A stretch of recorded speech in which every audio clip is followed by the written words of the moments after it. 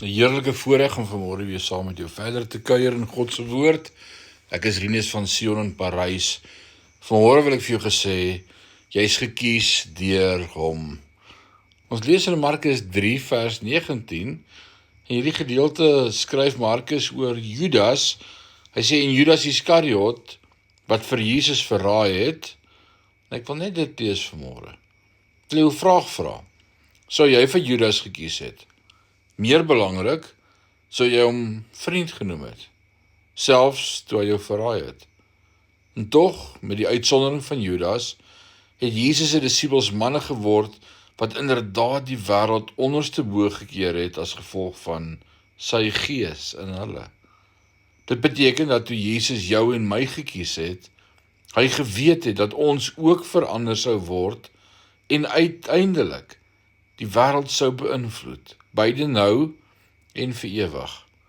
Hy het ons gekies, nie as gevolg van wie ons is nie, maar as gevolg van wie hy sien ons kan wees.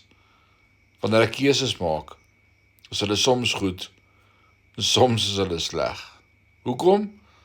Omdat my kennis beperk is. God het egter geen beperkings op wat hy weet nie. As my kennis onbeperk was, soos God se, sou ek 'n lotteriekaartjie koop. Omdat ek presies sou weet watter nommers om te kies, sou dit nie dobbelary wees nie, maar 'n wyse belegging. So ook kies God wenners. Jy mag dalk soos 'n verloorder voel.